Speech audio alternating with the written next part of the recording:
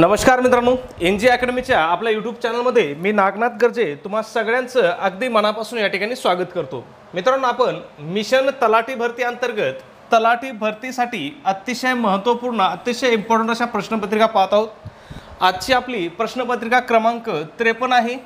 या ठिकाणी कालची जी प्रश्नपत्रिका आहे ती आपली 52 होती, परंतु मी त्या ठिकाणी सुद्धा 53 म्हटलो आहे, तर लक्षात ठेवा आजची 53 आहे आणि कालची आपली 52 आहे। ओके, मग या ठिकाणी आपण तुम्हाला माहिती आहे TCS आणि IBPS पॅटर्ननुसार म्हणजे TCS आणि IBPS ने जे पाठीमागील परीक्षेमध्ये प्रश्न विचारले होते ते GK चे प्रश्न आपण या ठिकाणी जसच्या तसे घेत आहोत। ओके, मग हे प्रश्न तलाठी भरतीसाठी तर अतिशय उपयुक्त आहेतच, त्याबरोबर जिल्हा परिषद भरती असेल किंवा इतर सरळ सेवा भरती असेल म्हणजे वनरक्षक भरती असेल किंवा बाकीच्या भरती असतील, राज्य उत्पादन शुल्कचे असेल, कृषी विभागाचे असेल, पशुसंवर्धन विभागाचे असेल, या सर्व भरतीसाठी काय असणार आहेत, अतिशय उपयुक्त असणार आहेत। का उपयुक्त असणार आहेत, तर तुम्हाला माहिती आहे या सर्व पदांच्या परीक्षा कोण घेणार आहे, एक तर TCS घेणार आहे किंवा IBPS, या दोनच कंपन्या काय करणार आहेत, परीक्षा घेणार आहेत।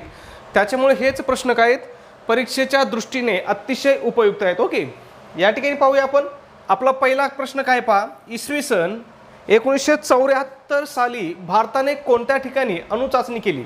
आता या ठिकाणी आपल्याला प्रश्न काय विचारला आहे की भारताने अणुचाचणी कोणत्या ठिकाणी केली असं विचारलं आहे आणि कधी केली, तर ती 1974 साली। ओके, मग कोणत्या ठिकाणी केली होती ती, तर पोखरण या ठिकाणी केली होती।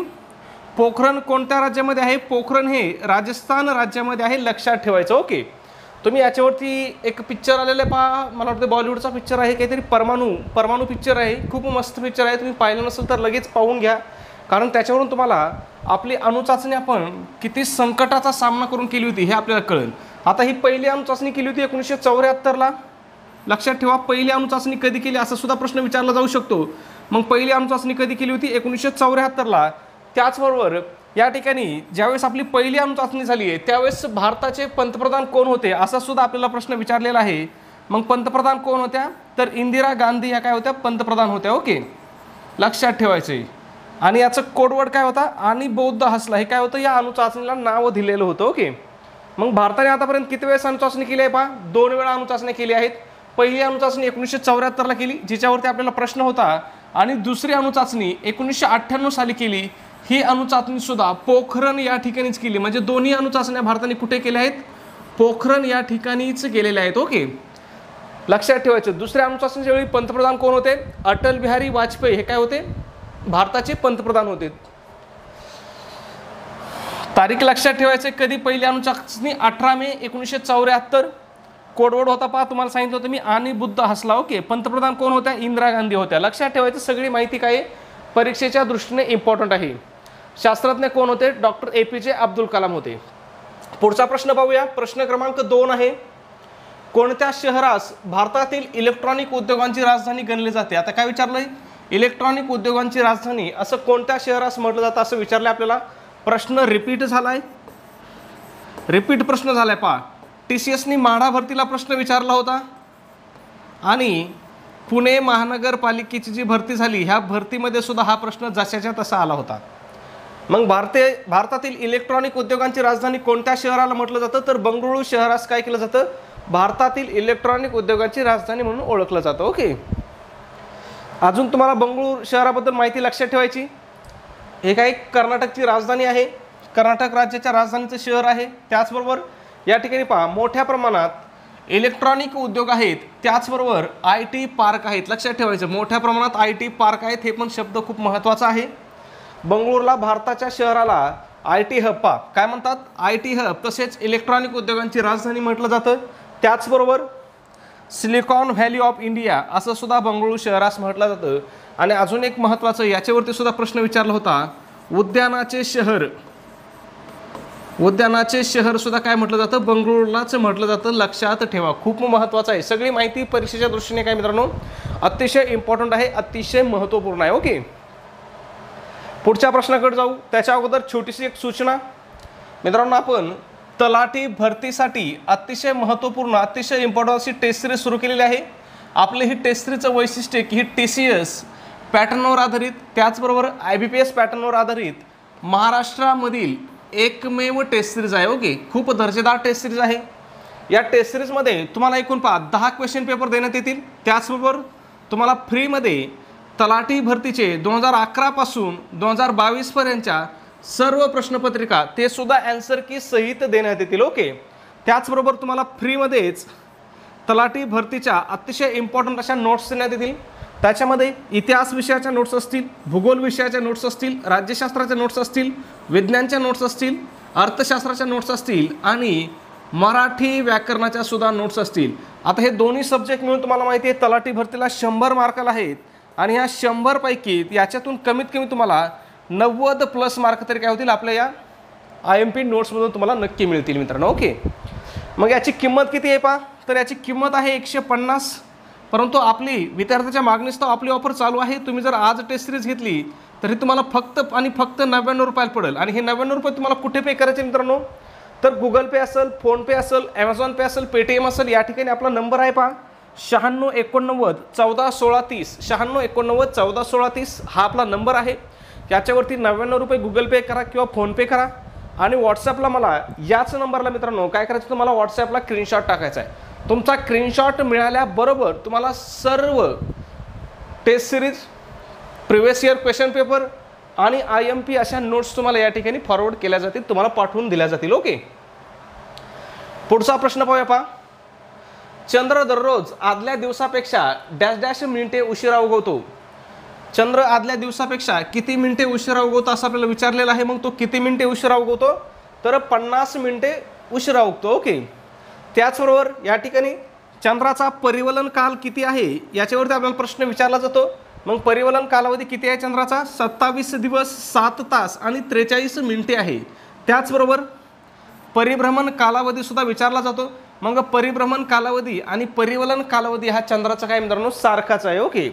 त्याचबरोबर या ठिकाणी आपल्याला एक चंद्रमासचा कालावधी कुठून कुठपर्यंत असतो असं सुद्धा विचारला जातो. मग एक चंद्रमास म्हणजेच काय असतं मित्रांनो, अमावस्या ते अमावस्या हा जो काळ असतो ना तो काय असतो, एक चंद्रमास असतो.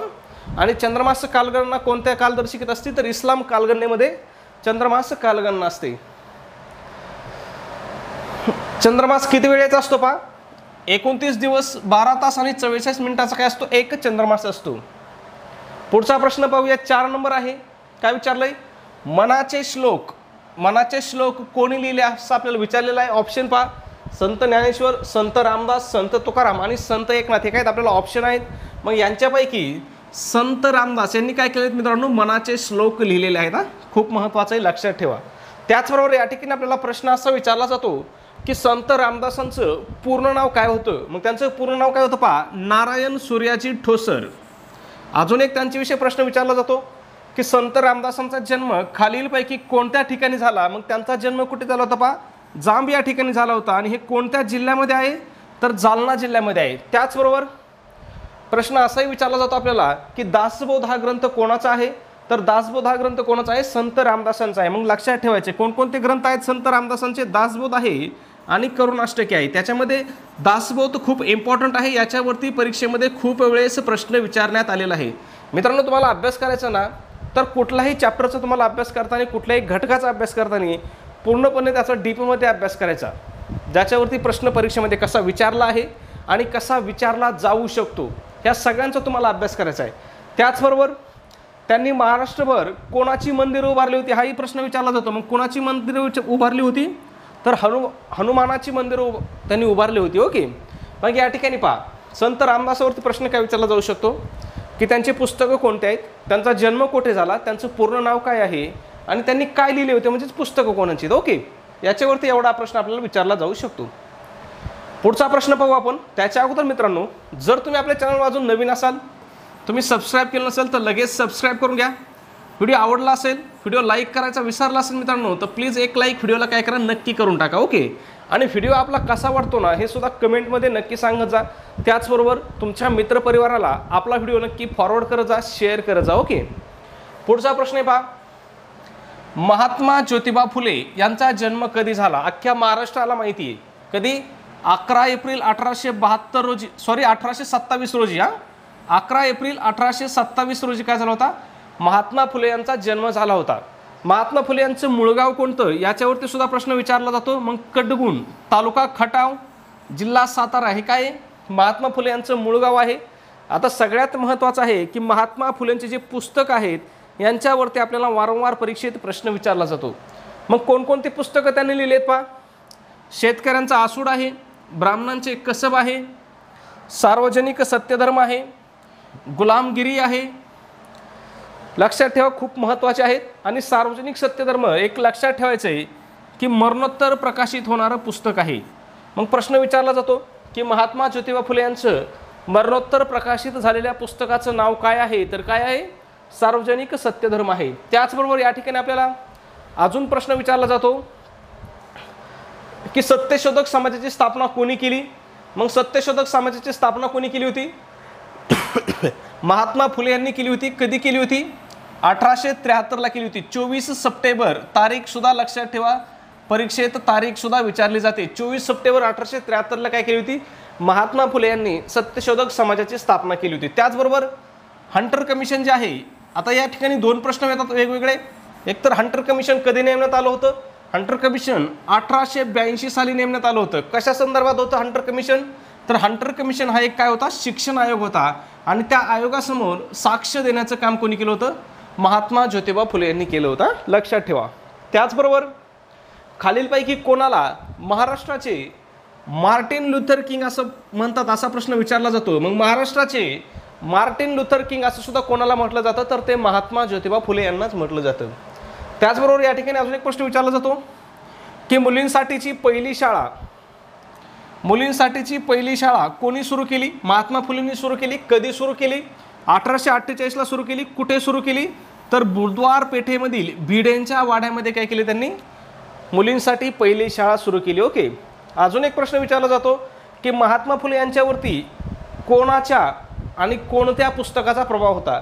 मग कोणाच्या पुस्तकाचा प्रभाव होता, थॉमस पेन यांच्या पुस्तकाचा प्रभाव होता. कोणत्या पुस्तकाचा, तर द राईट्स ऑफ मॅन हे जे पुस्तक आहे, या पुस्तकाचा त्यांच्यावरती काय होता, प्रभाव होता.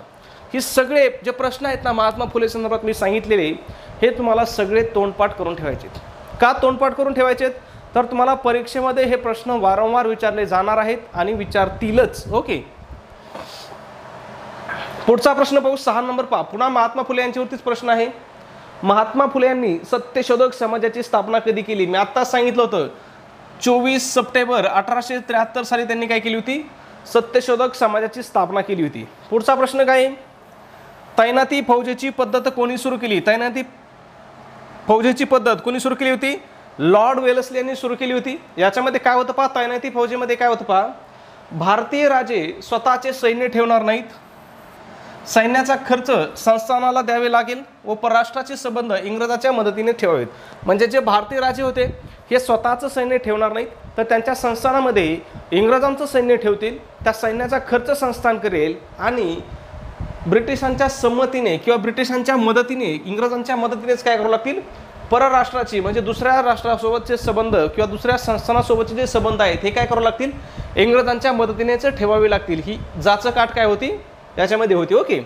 मग प्रथम तैनाती फौज कोणी स्वीकारली असाही प्रश्न विचारला जातो. तर कोणी स्वीकारली होती, निजामाने. कधी, 1798 मध्ये. त्याच्यानंतर पहा, पेशव्याने तैनाती फौज कधी स्वीकारली असा सुद्धा प्रश्न विचारला जातो. 1802 साली स्वीकारली होती. कोणत्या तहाने स्वीकारली होती पहा, तर वसईच्या तहाने पेशव्याने काय केली होती, तैनाती फौज स्वीकारली होती. कोणता पेशवा होता पहा, दुसरा बाजीराव, लक्षात ठेवायचं. ओके. त्याच्यानंतर नागपूरचे कोण होते हा एक प्रश्न विचारला जातो. मग नागपूरचे कोण होते, भोसले होते. आणि नागपूरच्या भोसल्यांनी तैनाती फौज कधी स्वीकारली होती, 1803 साली. शिंदे कुठले होते, ग्वाल्हेरचे शिंदे. कधी, 1804 साली काय केली होती त्यांनी, तैनाती फौज स्वीकारली होती. सगळे साल तुम्हाला लक्षात ठेवायचे आहेत, कोणी कोणत्या साली तैनाती फौज स्वीकारली काय करायचे, लक्षात ठेवायचं आहे. ओके.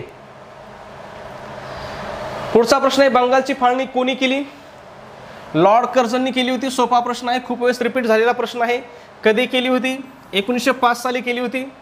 फाळणी करण्यामागचा महत्त्वाचा उद्देश काय होता त्याचा, हिंदू मुस्लिम प्रदेशाचं काय विभाजन करणे, हा काय होता लॉर्ड कर्झनचा फाळणी मागचा महत्त्वाचा उद्देश होता. पण त्यांनी कारण काय दिलं होतं, तर प्रशासकीय सोय हे काय दिलं होतं, कारण दिलं होतं. फाळणी विरोधात राष्ट्रीय दुखवटा दिन म्हणून राष्ट्रीय दुखवटा दिन म्हणून कोणता दिवस साजरा केला असा प्रश्न आपल्याला विचारला जातो. मग फाळणी विरोधात, बंगालच्या फाळणी विरोधात 16 ऑक्टोबर 1905 हा दिवस राष्ट्रीय दुखवटा दिन म्हणून साजरा केला होता.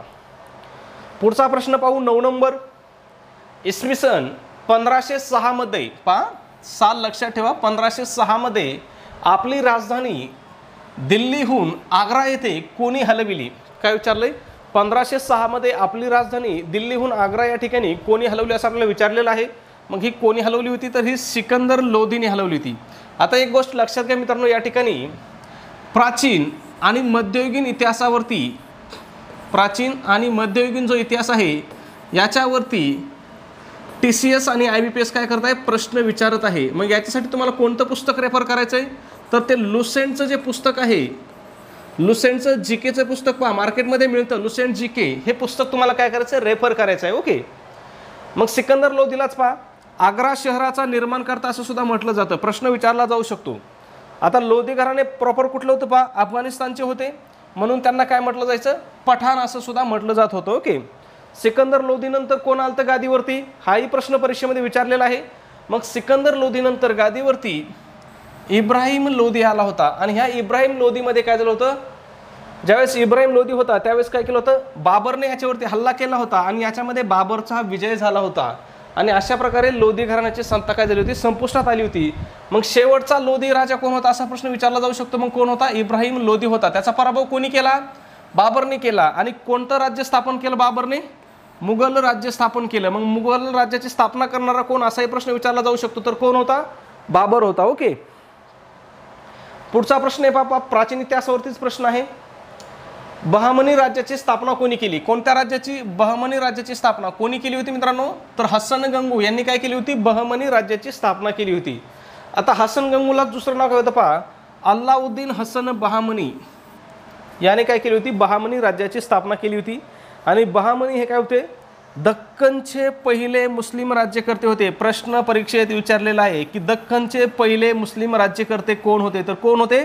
बहामनी हे काय होते? दख्खनचे पहिले मुस्लिम राज्यकर्ते होते. बहामनी राज्याची स्थापना कोणी केली होती? हसन गंगूने केली होती. पुढचा प्रश्न आहे, ग्रामसभा आयोजित करण्याचे कार्य खालीलपैकी कोणाचे? प्रश्न पुन्हा रिपीट झालेला आहे. ग्रामसभा आयोजित करण्याचं कार्य कोणाचं आहे मित्रांनो? तर हे ग्रामपंचायतच्या सचिवाचं आहे. ग्रामपंचायतचा सचिव कोण असतो हा वेगळा प्रश्न आहे. सचिव कोण असतो ग्रामपंचायतचा? ग्रामसेवक हा काय असतो? ग्रामपंचायतचा सचिव असतो. ओके. आणि ग्रामसभेचा अध्यक्ष कोण असतो? ग्रामसभेचा अध्यक्ष कोण असतो मित्रांनो? तर अध्यक्ष असतो सरपंच. आणि सरपंचाच्या अनुपस्थितीत अध्यक्ष कोण असतो? उपसरपंच. लक्षात ठेवायचं, उपसरपंच हा काय असतो? याच्या अनुपस्थित अध्यक्ष असतो. पहा इथं लिहिलेलं असेल खाली पहा. सरपंच काय असतो? ग्रामसभेचा अध्यक्ष असतो. परंतु ग्रामसभा बोलवण्याची जबाबदारी कोणावरती असते पहा? सचिवावरती असते. सचिव कोण असतो? ग्रामसेवक असतो. ओके. सरपंचाच्या अनुपस्थितीत उपसरपंच किंवा ग्रामसभेचा सदस्य काय होतो? ग्रामसभेचा अध्यक्ष होतो. म्हणजे ग्रामपंचायत जो सदस्य असेल हा सुद्धा काय होऊ शकतो? ग्रामसभेचा अध्यक्ष होऊ शकतो. पण कधी? सरपंच आणि उपसरपंच दोघं जर गैरहजर असतील तर कोण? सदस्य अध्यक्ष होऊ शकतो ग्रामसभेचा. ओके. ग्रामसभेसाठी कलम कोणतं आहे पहा? खूप महत्त्वाचं आहे. कलम 243 नुसार ग्रामसभा स्थापन केली जाते. त्याच्यासाठी गणपूर्ती किती आहे पहा? एकूण 15% मतदार किंवा 100 मतदार ही काय ग्रामसभेसाठी गणपूर्ती आहे. याच्यावरती MPSCने प्रश्न विचारलेला आहे. पुढचा प्रश्न आहे, राज्य लोकसेवा आयोगाच्या अध्यक्ष व सदस्यांची नेमणूक कोण करतात? आता राज्य लोकसेवा आयोग म्हणजे महाराष्ट्राच्या बाबतीत पाहिलं तर MPSC हा काय महाराष्ट्राचा लोकसेवा आयोग आहे. मग कोण नेमणूक करतं? तर राज्यपाल नेमणूक करतात. कोणाच्या सल्ल्याने करतात? तर मुख्यमंत्र्याच्या सल्ल्याने राज्यपाल नेमणूक करतात. कोणत्या राज्य लोकसेवा आयोगाची स्थापना कोणत्या कलमानुसार केली जाते प्रश्न विचारला जातो? कलम 312 नुसार राज्य लोकसेवा आयोगाची स्थापना केली जाते. आता या ठिकाणी तुम्हाला लक्षात ठेवायचे पहा, राज्य लोकसेवा आयोगाचे अध्यक्ष आणि सदस्य यांची नियुक्ती कोण करतं पहा? नियुक्ती राज्यपाल करतात. त्यांना शपथ कोण देतं? शपथ सुद्धा राज्यपाल देतात. परंतु राजीनामा कोणाकडे देतात ते? तर राजीनामा राष्ट्रपतीकडे देतात. त्यांची बडतर्फी म्हणजे कामावून काढून टाकण्याचा अधिकार सुद्धा कोणाचा आहे? राष्ट्रपतीचा आहे. म्हणजे लक्षात ठेवायचा, नियुक्ती कोण करतं? राज्यपाल करतं. पण बडतर्फी कोण करू शकतो किंवा राजीनामा कोणाकडे दिला जाऊ शकतो? तर तो राष्ट्रपतीकडे दिला जाऊ शकतो. ओके. त्यांचा कालावधी किती असतो पहा? 6 वर्ष किंवा 62 वर्ष यापैकी जे अगोदर घडेल ते काय असतो? यांचा कालावधी असतो. ओके. त्यांचं कार्य काय असतं? राज्य लोकसेवा आयोगाचं कार्य काय असतं? तर राज्यसेवेतील विविध परीक्षा घेणे हे काय राज्य लोकसेवा आयोगाचं कार्य आहे. पुढच्या प्रश्नाकडे जाऊ. भारताचे सर्वोच्च न्यायालय कोठे आहे? भारताचं सर्वोच्च न्यायालय कोठे आहे? कॉमन प्रश्न होता. कुठे आहे? दिल्ली या ठिकाणी आहे. सर्वोच्च न्यायालयाची स्थापना कधी झाली हा प्रश्न मात्र विचारला जाऊ शकतो. कधी झाली होती? 1950 साली. आणि कोणत्या कलमानुसार? कलम महत्वाचा आहे. कलम 124 नुसार सर्वोच्च न्यायालयाची स्थापना होते. ओके. पुढचा प्रश्न आहे 14 नंबर. जिल्हा परिषदेची किमान व कमाल डॅश डॅश इतकी सदस्य संख्या असते. किमान व कमाल म्हणजे कमीत कमी 50 आणि जास्तीत जास्त 75 ही काय असते? जिल्हा परिषदेची सदस्य संख्या असते. त्याच्यानंतर पुढचा प्रश्न पहा. जिल्हा परिषदेवरतीच प्रश्न आहे. साधारणपणे डॅश डॅश लोकसंख्येमागे एक जिल्हा परिषद सदस्य निवडून दिला जातो. किती लोकसंख्येमागे एक जिल्हा परिषद सदस्य निवडून दिला जातो? तर 40,000 लोकसंख्येमागे एक जिल्हा परिषद सदस्य निवडून दिला जातो. पुन्हा पुन्हा रिपीट होणारे प्रश्न आहेत, लक्षात ठेवायचे. जिल्हा परिषदेमध्ये पहा एकूण किती टक्के जागा राखीव असतात? तर एकूण 50% जागा राखीव ठेवण्यात येतात. अनुसूचित जाती आणि जमातीसाठी किती जागा राखीव असतात? तर त्या जिल्ह्यामधील लोकसंख्येच्या प्रमाणामध्ये राखीव असतात. ओके. इतर मागासवर्गीयांना 27% जागा आरक्षित असतात. सध्या याच जागेचा वाद चालू आहे. सध्या प्रकरण काय कोर्टामध्ये आहे, त्याच्यामुळे याच्यावरती प्रश्न विचारला जाऊ शकतो. ओके. पुढचा प्रश्न आहे ग्रे हाऊंड्स हे नक्षल विरोधी पथक कोणत्या राज्याचे आहे? आता सर्वप्रथम तुम्हाला हे लक्षात ठेवायचं आहे की ग्रे हाऊंड्स हे जे पथक आहे हे कशा विरोधी आहे? तर हे नक्षल विरोधी आहे. मग हे कोणत्या राज्याचं आहे मित्रांनो? तर हे तेलंगणा राज्याचं आहे. आता या ठिकाणी एक गोष्ट लक्षात घ्या, याची स्थापना कधी झाली होती? 1989 ला. आणि स्थापना कोणत्या राज्याने केली होती हे पण लक्षात ठेवायचं तुम्हाला. आंध्र प्रदेश राज्याने काय केली होती? याची स्थापना केली होती.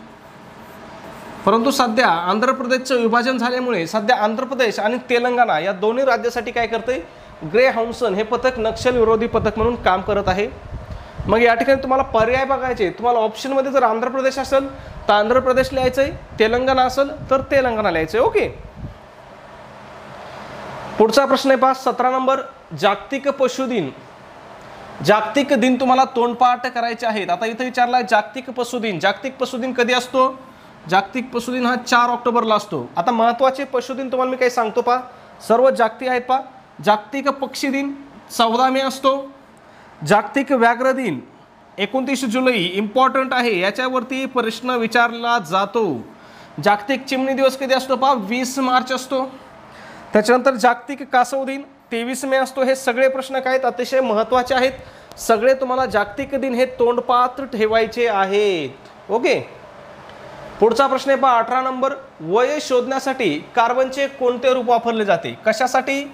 वय शोधण्यासाठी कोणतं रूप वापरलं जातं? तर कार्बन 14 वापरला जातो. ओके. पुढचा प्रश्न आहे 19 नंबर. पृथ्वीवरील सर्वात मोठे कार्बन सिंक कोण आहे? जशाच्या तसा प्रश्न रिपीट होऊ शकतो. मग पृथ्वीवरील सर्वात मोठे कार्बन सिंक कोण आहे? तर महासागर आहे. लक्षात ठेवा, खूप इम्पॉर्टंट प्रश्न आहेत. जागतिक पर्यावरणावरचे जे प्रश्न आहेत ना, हे प्रश्न रिपीट होण्याचं प्रमाण जास्त आहे. पुढचा आणि शेवटचा प्रश्न आहे आपला. ग्रामपंचायतीचा कार्यकाळ किती वर्ष असतो? ऑप्शन काय दिलेत पहा. 2 वर्ष, 4 वर्ष, 6 वर्ष आणि 5 वर्षे. तर या प्रश्नाचं उत्तर काय करायचं मित्रांनो? तुम्हाला कमेंटमध्ये सांगायचं आहे की ग्रामपंचायतीचा कार्यकाळ किती वर्ष असतो. त्याचबरोबर तुम्ही जर अजून आपल्या चॅनलला सबस्क्राईब केलं नसेल लगेच सबस्क्राईब करून घ्या. व्हिडिओ आवडला असेल, नजर चुकीने लाईक करायचा राहिला असेल तर एक लाईक करून घ्या आणि आपला व्हिडिओ तुमच्या मित्रपरिवारांना नक्की शेअर करायचा, त्यांना पाठवायचा. ओके. धन्यवाद मित्रांनो. भेटूया आपल्या उद्याच्या पुढच्या व्हिडिओमध्ये. तोपर्यंत सर्वांना जय हिंद, जय महाराष्ट्र.